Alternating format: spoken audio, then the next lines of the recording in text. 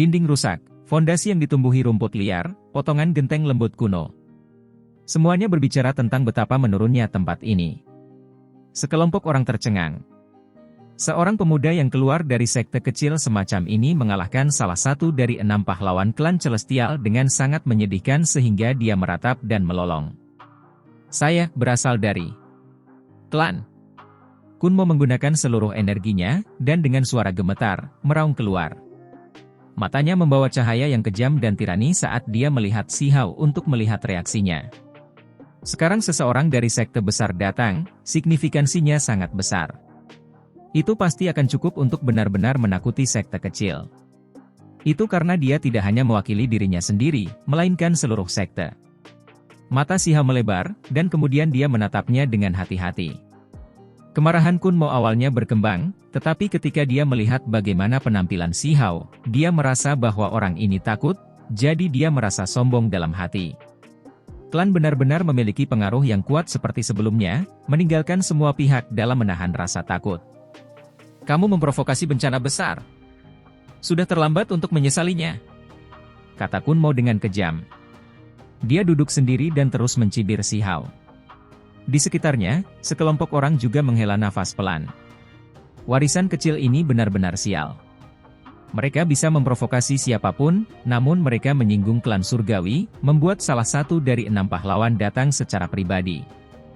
Namun, semua orang juga menghela nafas kagum. Sekte kecil ini benar-benar tangguh, menghasilkan sosok luar biasa yang bahkan bisa menahan Kunmo. Itu tidak bisa dipercaya. Hanya wajah orang-orang Goddess Academy yang memiliki ekspresi aneh. Semua bibir mereka terbuka dan tertutup, ingin mengatakan sesuatu, tetapi tidak dapat mengucapkan kata-kata itu. Mereka merasa sangat tidak nyaman. Mereka tidak percaya bahwa, Bobrok, ini ketakutan kaku. Dia berani menjalankan bisnis di Akademi Dewi, mengatakan bahwa dia bisa mengalahkan bakat dari semua kelas, jadi apakah dia akan takut pada klan Celestial? Kamu seorang surgawi? Si Hao berbicara, berjalan melingkar di sekelilingnya. Wajahnya aneh. Ini benar-benar sesuatu yang sialan. Dia bahkan belum membayar sekte itu kunjungan lagi, namun seseorang tiba-tiba datang ke sini bertindak sombong, mencari untuk menimbulkan masalah. Tentu saja, siapa yang berani berpura-pura berasal dari klan saya? Kata Kunmo. Dia mulai mengembangkan lebih banyak kepercayaan diri. Dari pendapatnya, Si Hao takut dan dengan hati-hati mencari konfirmasi. Dia duduk di sana, merawat luka-lukanya. Energi darahnya melonjak, tetapi dia menatap Si Hao. Dengan tatapan tidak berperasaan dan senang, dia berkata, karena ketidaktahuan Anda telah membawa bencana besar ke sekte Anda. Bahkan jika kamu meminta orang yang lebih tua untuk keluar dan meminta maaf, itu sudah terlambat. Begitukah? Lalu apa yang harus saya lakukan? Si Hao bertanya. Kunmo berdiri. Harus dikatakan bahwa itu sebagai ahli muda yang terkenal, fondasinya cukup dalam. Bahkan setelah menderita luka serius, dia masih bisa berdiri. Meskipun berdiri sangat sulit dan berat, dia masih meletakkan tangannya di belakang punggungnya. Dengan sikap melihat ke bawah dari jauh di atas, dia mengancam, sudah terlambat. Dao saudara, itu tidak terlalu serius, masih lebih baik jika kamu tidak bertindak terlalu kasar. Di samping, yang lain memohon. Jika saya tidak membalas dendam, kemana martabat klan Celestial akan pergi? Ada orang lain yang senang dengan bencana ini, memperlakukan ini seperti sandiwara. Hanya orang-orang Akademi Dewi yang tetap diam. Pada kenyataannya, mereka sangat mengasihani Kunmo. Itu karena mereka tahu bahwa itu pemuda ini tidak memikirkan ini sama sekali. Siswa Akademi percaya bahwa Kunmo kurang beruntung. Dia benar-benar cukup menyedihkan. Aku akan memberimu kesempatan. Berperilaku baik sampai aku puas. Ketika dia berbicara sampai titik ini, Kunmo menatap kaki Si Hao dan berkata, lututmu cukup keras ya. Apa artinya ini? Apakah dia menyuruh pemuda ini untuk berlutut? Ketika mereka mendengar ini, orang-orang Akademi Dewi tidak bisa membantu tetapi menutup mulut mereka. Bahkan ada beberapa yang langsung menoleh, tidak mau menonton lebih lama lagi. Baiklah. Si Hao mengangguk. Dia tidak merasa ingin melihat orang ini bertindak sombong lagi, karena dia menemukan bahwa ini adalah kepala pemuda klan Celestial, individu yang paling kuat. Kemudian, dia menggerakkan kakinya. Suara keaca terdengar di udara, suara tulang retak sangat memekakkan telinga, membuat orang merasa sangat tidak nyaman. Mereka tidak bisa membantu tetapi bergidik. Ah! Kunmo berteriak keras, panca inderanya terdistorsi dan keringat dingin mengalir keluar. Dia segera berlutut ke tanah, kakinya tidak mampu menopang tubuhnya. Itu karena lututnya terbelah, tulang-tulang di kakinya patah dan berubah bentuk.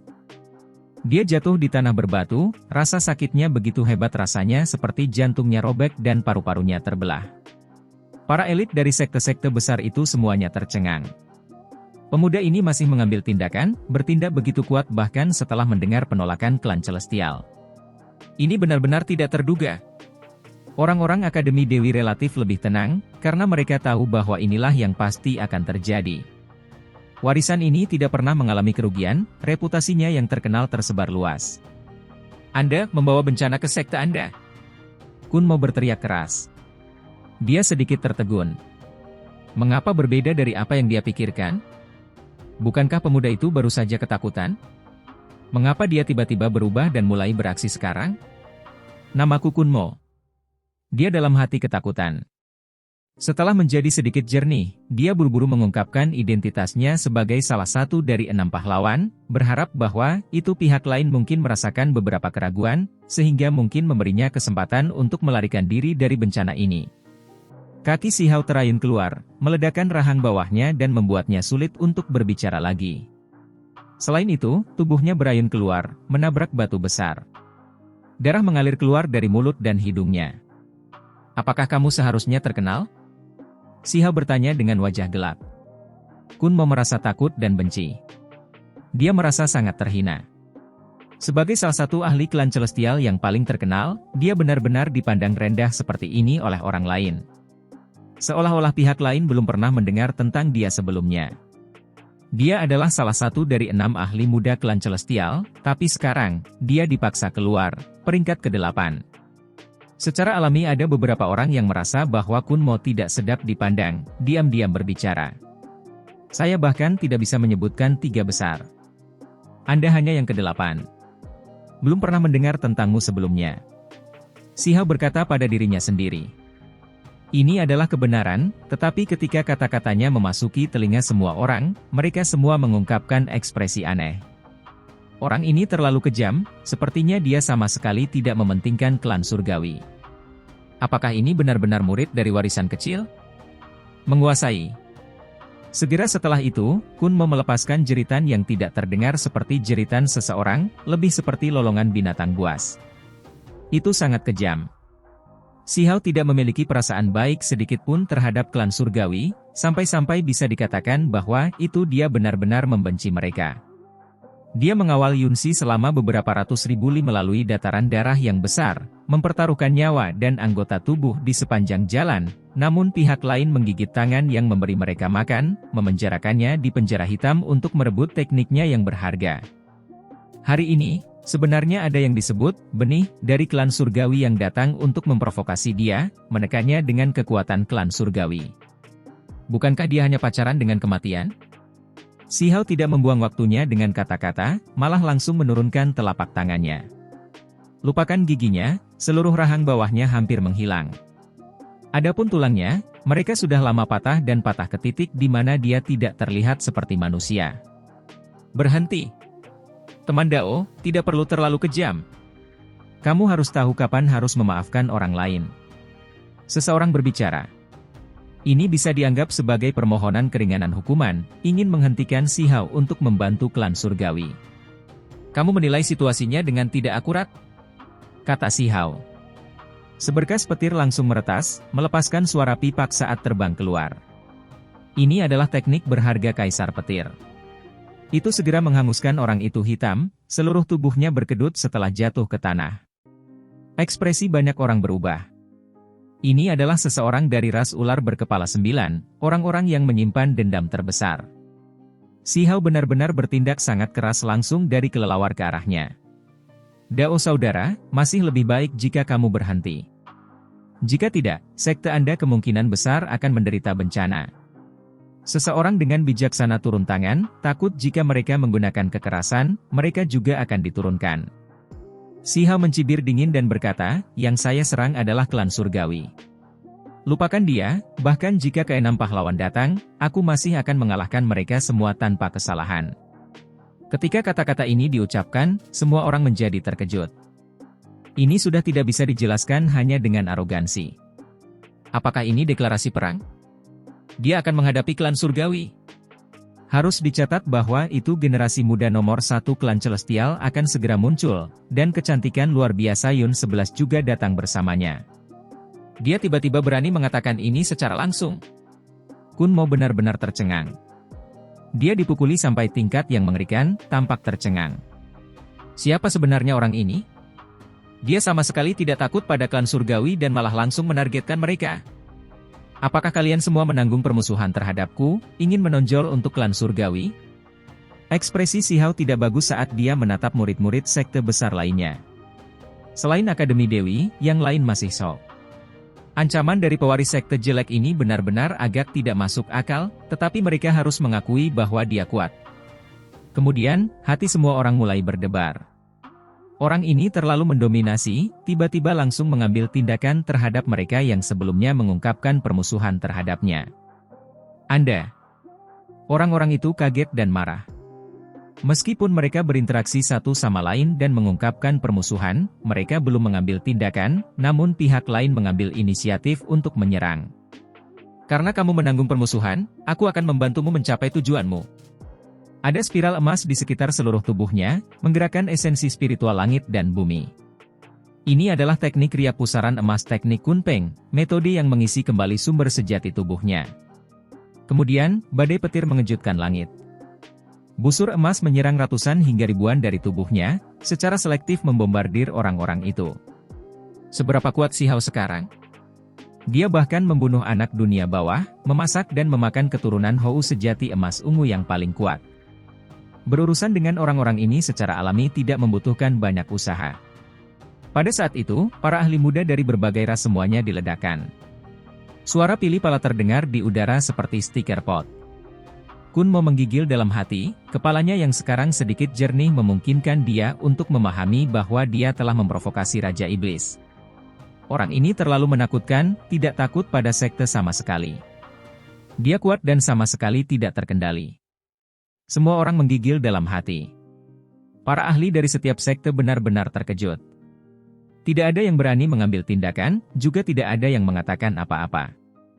Adegan itu benar-benar sunyi. Itu. Kemudian, seberkas listrik turun, memasuki tubuh Kun Mo, membuat jiwanya bergetar. Dia berteriak dalam hati, setiap harapan berubah menjadi debu. Itu karena Si Hao melumpuhkan kultivasinya. Tersesat. Si Hao menendangnya terbang ke sekelompok orang. Dia kemudian dengan tegas memperingatkan semua orang untuk segera pergi. Banyak orang mengungkapkan ekspresi terkejut. Orang ini terlalu jahat. Apakah dia benar-benar akan menantang klan Celestial? Saudara Dao, melakukan ini mungkin membawa bencana ke klan Anda. Lebih baik jika Anda merencanakan ke depan.